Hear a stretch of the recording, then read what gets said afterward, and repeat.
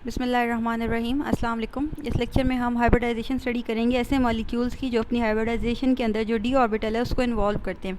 अभी तक आपने जितनी भी हाइब्रिडाइजेशन स्टडी की है उसमें मेजरली दो टाइप्स के जो ऑर्बिटल्स हैं वो कंबाइन होते हैं, एस और पी। अब जो हमारे पास हाइब्रिडाइजेशन आने वाली है, जो मॉलिक्यूल्स आने वाले हैं, वो ऐसी हाइब्रिडाइजेशन को एग्जिबिट करते हैं जिसके अंदर आपके पास डी ऑर्बिटल भी इन्वॉल्व होता है, जैसे कि DsP2 हाइब्रिडाइजेशन। DsP2 हाइब्रिडाइजेशन के अंदर भी 4 ऑर्बिटल्स होते हैं, और जैसा कि आपके पास sp3 हाइब्रिडाइजेशन में 4 ऑर्बिटल्स होते हैं। अच्छा, यहाँ पे आपके माइंड में एक क्वेश्चन आ सकता है कि क्योंकि दोनों के अंदर 4 ऑर्बिटल्स हैं, तो आपको ये कैसे पता चलेगा कि जो पर्टिकुलर मॉलिक्यूल है आपके पास वो DsP2 हाइब्रिडाइजेशन को शो करेगा या sp3 हाइब्रिडाइजेशन को शो करेगा।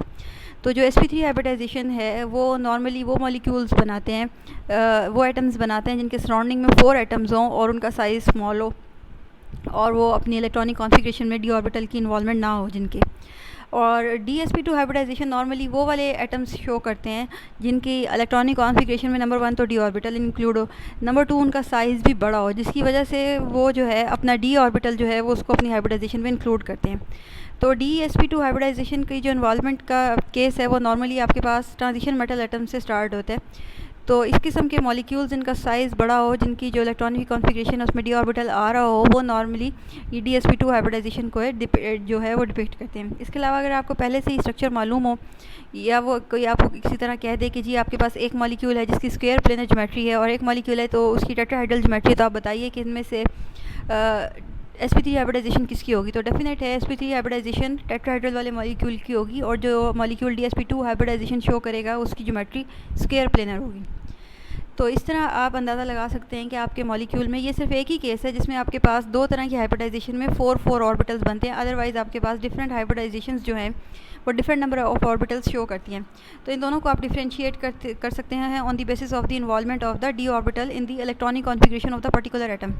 चलिए जी, बहरहाल अब हम देखते हैं DsP2 हाइब्रिडाइजेशन। ये एक ऐसी हाइब्रिडाइजेशन है जिसके अंदर आपके पास एक डी ऑर्बिटल, एक एस और 2 p ऑर्बिटल्स जो हैं वो इन्वॉल्व होंगे।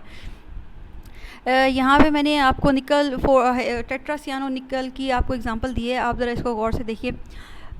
ये जो आपके पास निकल की जो इलेक्ट्रॉनिक कॉन्फ़िगरेशन है, इसके आउटर मोस्ट में आपके पास 3d8 इलेक्ट्रॉन्स होंगे, और इसी तरह 4s में 2 और 4p में 4, सॉरी आपके पास 3d जो है इसके पास 8 इलेक्ट्रॉन होंगे। तो अब होगा क्या कि ये जो निकल है अपने हाइब्रिडाइजेशन शो करता है इस तरह नहीं करेगा जैसे आपके पास बाकी वाले जो ऑर्बिटल्स हैं, जो एलिमेंट्स हैं वो करते हैं कि आपके पास एक जी अपने 10 और जो उसके आउटर मोस्ट और इलेक्ट्रॉन्स हैं उनको हाई एनर्जी में प्रमोट कर दे, और वो जाके अपने आपके पास जो एम्प्टी ऑर्बिटल्स हैं उनके अंदर अपने एक इलेक्ट्रॉन को दे दे और वो सारे के सारे मिक्स हो जाएं और आपके पास न्यू ऑर्बिटल्स बन जाएं। जो डी ऑर्बिटल्स की इन्वॉल्वमेंट होती है उसमें हाइब्रिडाइजेशन इस किस्म की नहीं होती जिस किस्म की आपने एस ऑर्बिटल्स के केस में या पी ऑर्बिटल के केस में स्टडी की है।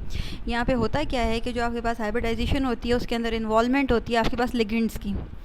लिगेंड्स आपको जैसा कि मालूम है कि हम ऐसी चीज़ को कहते हैं कि जो कि इलेक्ट्रॉन डोनेट कर सकती हो, या तो उसके ऊपर लॉन पेयर ऑफ इलेक्ट्रॉन होना चाहिए जैसे कि अमोनिया वाटर वगैरह, या फिर जी उसके पास नेगेटिव चार्ज होना चाहिए जैसे यहाँ पे हमारे पास साइनाइड की एग्जांपल है।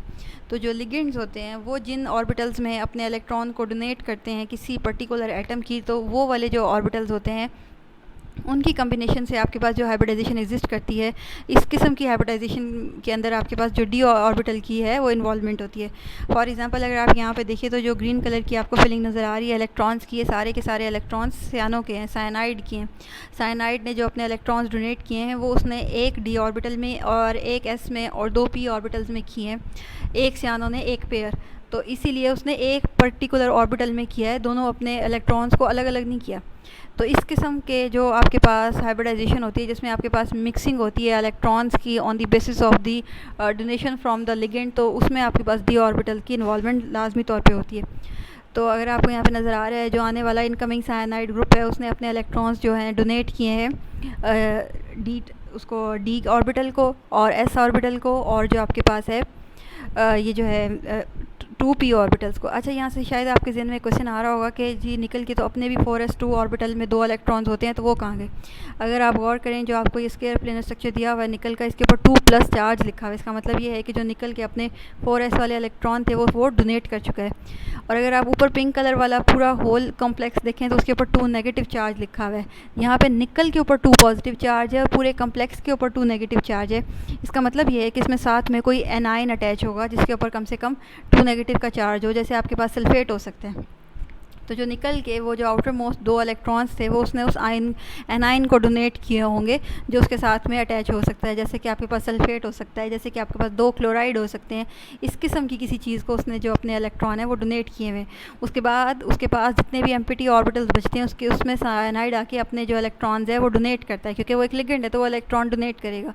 तो जितने ऑर्बिटल्स में उसने अपने इलेक्ट्रॉन डोनेट किए उनकी कम्बिनेशन से आपके पास इस किस्म के मॉलिक्यूल्स की जो हाइब्रिडाइजेशन है वो एग्जिस्ट करती है, जैसा कि यहाँ पे आपके पास DsP2 हाइब्रिडाइजेशन है। अच्छा जी, आपकी बुक में जिस मॉलिक्यूल का स्ट्रक्चर दिया गया है वो है, मेरा ख्याल है, टेट्रा अमाइनो प्लैटिनेट 2 है। तो वो भी बिल्कुल सिमिलर यही आपके पास इसी तरह की शो करेगा स्ट्रक्चर फॉर्मेशन, जैसे कि यहाँ पे आपके पास निकल और साइनाइड के कंपाउंड ने की हुई है। लेकिन फ़र्क सिर्फ ये होगा क्योंकि जो प्लैटिनम है आपके पास वो 5D सीरीज़ का है, तो 3D की जगह आपके पास 5D आएगा, और 4S की जगह आपके पास 6S होगा, और P की जगह भी डेफिनेटली 6th ऑर्बिटल होगा। तो सिर्फ इलेक्ट्रॉनिक कॉन्फ़िगरेशन में ये फ़र्क आएगा, बाकी जी आपके पास ये इसी तरह की हाइब्रिडाइजेशन शो करेगा। अच्छा, यहाँ पे आपके पास एक टर्म लिखी हुई है डायामैग्नेटिक की। वैसे तो हम डायामैग्नेटिक, पैरामैग्नेटिक और फेरोमैग्नेटिक की जितनी भी टर्म्स हैं इनको इंशाल्लाह स्टडी करेंगे मॉलिक्यूलर ऑर्बिटल थ्योरी में, पर फिर भी आप थोड़ा सा ये माइंड में बिठा लीजिए कि जो आपके पास डायामैग्नेटिक सब्सटेंसेस होते हैं वो उस किस्म के होते हैं जो आपके पास मैग्नेट को अट्रैक्ट नहीं करते, और पैरामैग्नेटिक सब्सटेंसेस वो होते हैं जो आपके पास मैग्नेट को अट्रैक्ट करते हैं, और फेरोमैग्नेटिक जो होते हैं उनकी एबिलिटी बहुत ज़्यादा स्ट्रॉन्ग होती है।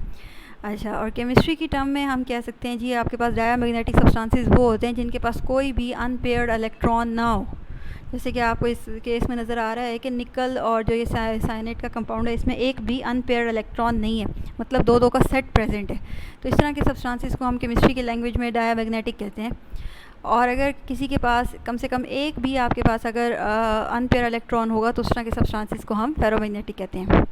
अच्छा, ये नेक्स्ट में आपको 3 डायमेंशनल स्ट्रक्चर दिखाया गया है इसी निकल और प्लैटिनम और अमाइनो के कंपाउंड का, जो आपकी बुक में दिया गया है। तो अगर आप गौर करें, जो सेंटर में आपको वाइट बॉल नज़र आ रही है ये प्लैटिनम का कंपाउंड है, और जो साइड पे आपको ब्लू बॉल्स नज़र आ रही हैं 4 ये आपके पास नाइट्रोजन है, और उसके साथ जो आपको 3 वाइट बॉल्स नज़र आ रही हैं वो आपके पास हाइड्रोजन है। ये मैंने आपको वैसे ही दिखाया है कि हम 3 डायमेंशनल स्पेस में भी एटम्स की जो कंपाउंड्स हैं आपके पास उनकी रिप्रेजेंटेशन कर सकते हैं।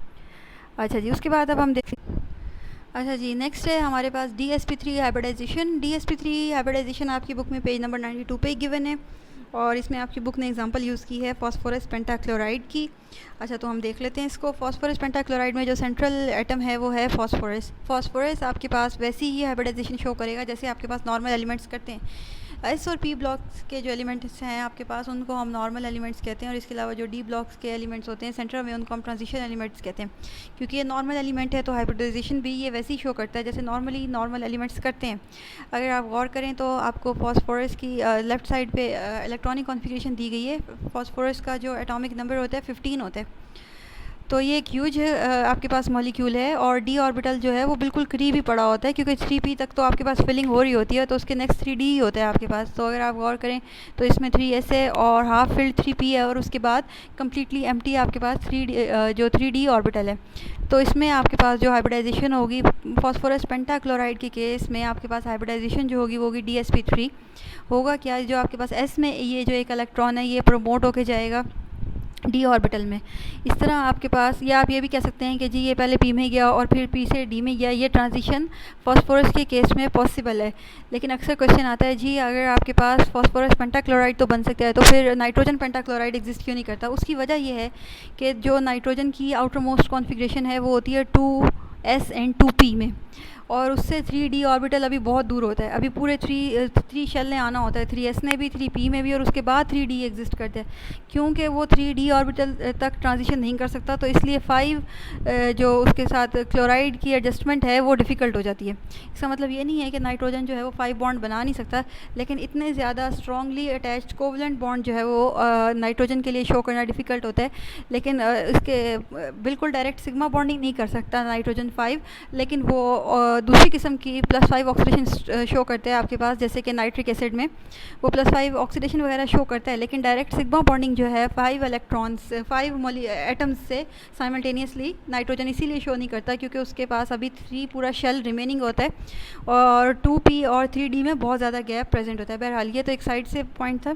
यहाँ पे आप देखिए कि जो आपके पास जो एक एक्स्ट्रा इलेक्ट्रॉन था 3s में, वो आपके पास एक्साइटेड स्टेट में D में शिफ्ट हो चुका चुका है। अगर अब आप इन सब ऑर्बिटल्स पे गौर करें तो ये आपके पास है 1s 3p और 1d। तो ये आपके पास dsp3 या sp3d, ये आपके पास एक हाइब्रिडाइजेशन जो है फॉर्म हो चुकी है, जिसके अंदर आपके पास 5 dsp3 हाइब्रिडाइज्ड ऑर्बिटल्स बन चुके हैं, या sp3d हाइब्रिडाइज्ड ऑर्बिटल्स बन चुके हैं, और आपके पास अभी 4d ऑर्बिटल्स वेकेंट हैं जो कि बॉन्डिंग में पार्टिसिपेट नहीं करेंगे। इन हाइब्रिड ऑर्बिटल्स में जो क्लोराइड आइंस हैं वो अपना एक एक इलेक्ट्रॉन जो है वो डोनेट करेंगे, और आपके पास जो ये स्ट्रक्चर है फॉस्फोरस पेंटाक्लोराइड का बन जाएगा।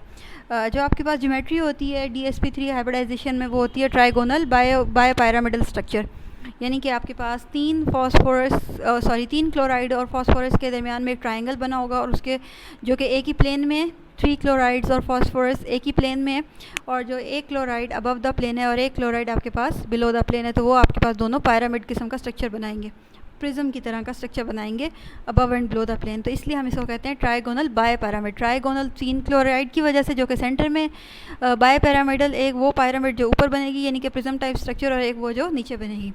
अच्छा जी, अब हम देखते हैं एक और किस्म की हाइब्रिडाइजेशन जो कि है D2sp3 हाइब्रिडाइजेशन।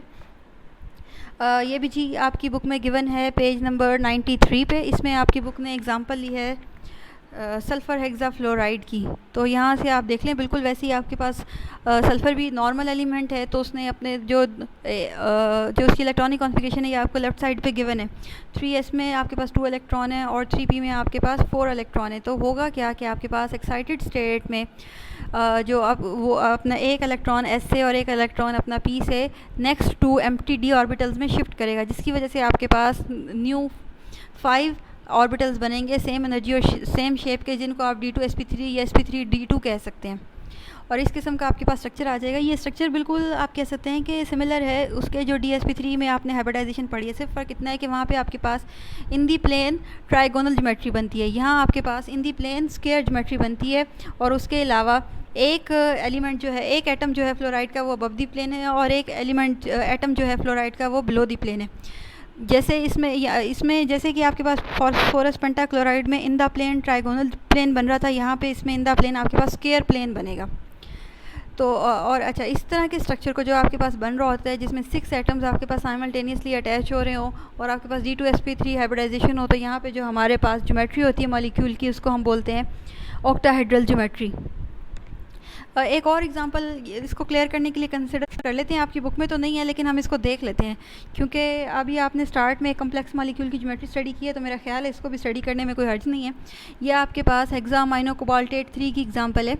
इसमें आप देखिए कोबाल्ट जो है आपके पास वो सेंट्रल मेटल एटम है, और वो अपने 3d ऑर्बिटल और एम्प्टी 4s और 4b को कंबाइन करता है आपस में, और रिजल्टेंट में आपके पास जो है 6 जो है एम्प्टी D2sp3 ऑर्बिटल्स बनते हैं, जिसमें अमाइनो जो है आके अमोनिया का जो मॉलिक्यूल है ये आकर अपने इलेक्ट्रॉन्स को डोनेट करेगा, और आपके पास एक ऑक्टाहेड्रल किस्म का मॉलिक्यूल बनेगा, जिसमें जो आपके पास 4 अमाइनो ग्रुप्स हैं वो at the corners of a square present हैं, और जो 2 अमाइनो ग्रुप्स हैं उनमें से एक अबव दी प्लेन है और एक बिलो दी प्लेन है। तो मेरा ख्याल है ये मैंने एग्जांपल आपको यहाँ पे इसलिए समझाई है ताकि आपको ट्रांजिशन मेटल्स की हाइब्रिडाइजेशन में और नॉर्मल मेटल्स की हाइब्रिडाइजेशन में फ़र्क जो है वो क्लियर हो जाए।